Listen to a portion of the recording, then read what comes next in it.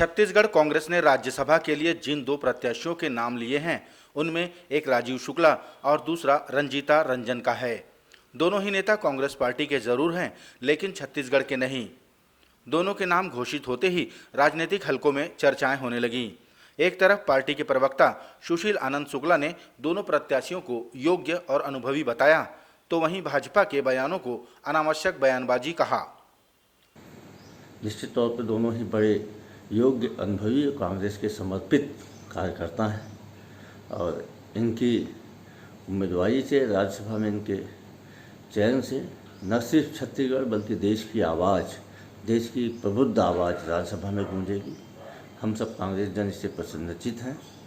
जहाँ तक भारतीय जनता पार्टी और नेता प्रतिपक्ष के बयान का सवाल है, तो उन्हें आत्मावलोकन करना चाहिए कि आज छत्तीसगढ़ में राज्यसभा के दो सदस्यों का चयन होने जा रहा है। भारतीय जनता पार्टी कहाँ पे खड़ी? जनता ने उनको इस लायक भी नहीं छोड़ा है कि वे राज्यसभा के बारे में कुछ सोच भी सके। और राज्यसभा लोकसभा क्षेत्र और राज्य की सीमा के बाहर होते हैं। यदि ऐसी स्थिति है तो गुजरात से जाके बनारस में नरेंद्र मोदी क्यों चुनाव लड़े थे?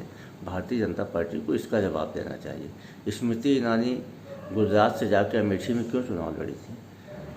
राज्यसभा में, लोकसभा में अपने राजनीतिक परिस्थितियों के अनुसार से पार्टियां निर्णय करती हैं और इसमें अनावश्यक बयानबाजी भारतीय जनता पार्टी की ओछी मानसिकता को दर्शाता है। इधर भारतीय जनता पार्टी के राष्ट्रीय उपाध्यक्ष और पूर्व मुख्यमंत्री डॉक्टर रमन सिंह ने राज्यसभा में कांग्रेस के प्रत्याशी चयन पर कहा कि यह छत्तीसगढ़ महतारी का अपमान है। उन्होंने कहा, अगर बाहरी नेता राज्यसभा जाएंगे तो छत्तीसगढ़िया क्या गोबर बिनेंगे? छत्तीसगढ़ से राज्यसभा में कांग्रेस ने 2 सीटों में उत्तर प्रदेश और बिहार वालों को भेजकर छत्तीसगढ़ महतारी का अपमान किया है। भूपेश बघेल के लिए छत्तीसगढ़िया मान, सम्मान और गौरव सिर्फ बातों में ही है। जब नेतृत्व देने की बात आती है तो इधर उधर के राज्यों से नेता आउटसोर्स किए जाते हैं। ऐसा लगता है छत्तीसगढ़ कांग्रेस में कोई योग्य नेता नहीं है जो राज्यसभा जा सके। यह छत्तीसगढ़िया भाई बहनों के साथ छल और धोखा है। अब तो ऐसा लगने लगा है कि छत्तीसगढ़िया गोबर भी नहीं, परदेशिया राज्यसभा जाही, बाकी सब छत्तीसगढ़ के कांग्रेसी मन बोरे बासे खाई। प्रदेश में आज सुहागिन महिलाओं ने वट सावित्री का व्रत रखा।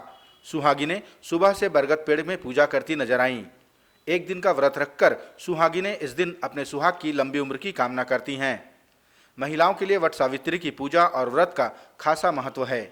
बता दें कि इस व्रत को ज्येष्ठ मास के कृष्ण पक्ष की अमावस्या को रखा जाता है।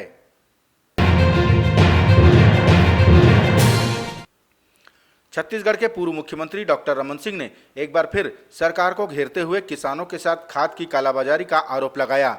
उन्होंने कहा कि खाद सीधे किसानों को न मिलकर दलालों के माध्यम से वितरित किया जा रहा है। खाद का प्रक्रिया ये होती है कि खाद वितरण का काम 3 महीने पहले शुरू होता है। हमारे ज़माने में हम लोग एडवांस लिफ्टिंग करके 2 महीने की ब्याज से मुक्ति देते थे।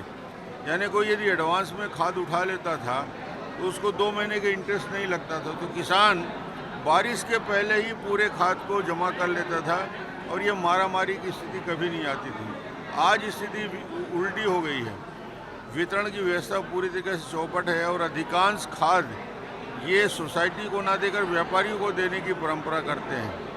यदि सोसाइटी को पूरा लोड कर दिया जाए, जितना खाद आ रहा है, तो किसानों तक डायरेक्ट पहुंच जाएगा।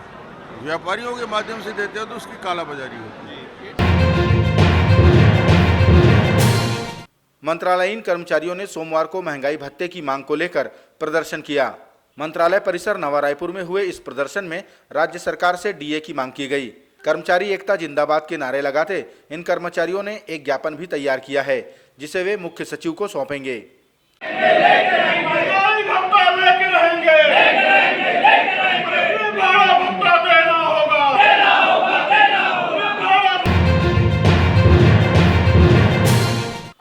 पूर्व मुख्यमंत्री डॉक्टर रमन सिंह ने प्रदेश की स्कूली शिक्षा पर चिंता व्यक्त करते हुए कहा कि आज छत्तीसगढ़ में स्कूली शिक्षा का स्तर 30वें नंबर पर आ गया है, जो कि चिंता का विषय है। इसका कारण उन्होंने राज्य सरकार की लचर व्यवस्था को बताया। उन्होंने कहा कि सरकार और शिक्षकों में कम्युनिकेशन गैप है, जिसका सीधा असर स्कूली बच्चों पर पड़ रहा है। स्कूल शिक्षा का स्तर 30वें नंबर पे आ गया है। छत्तीसगढ़ के इस स्कूल शिक्षा की दुर्दशा उसका कारण भी है। शिक्षकों के साथ जिस प्रकार अन्याय हो रहा है, संविधान नियुक्ति के टीचरों को सम्मान नहीं मिल रहा है, शिक्षकों की भर्ती पूरी तरीके से बंद है और स्कूल में व्यवस्था नाम की कोई चीज़ नहीं बची है।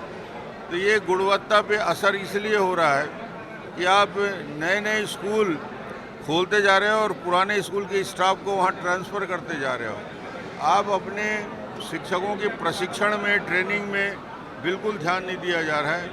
यही हालत रहा तो छत्तीसगढ़ की गुणवत्ता 30वें स्थान में, हम अंतिम स्थान में जाएंगे।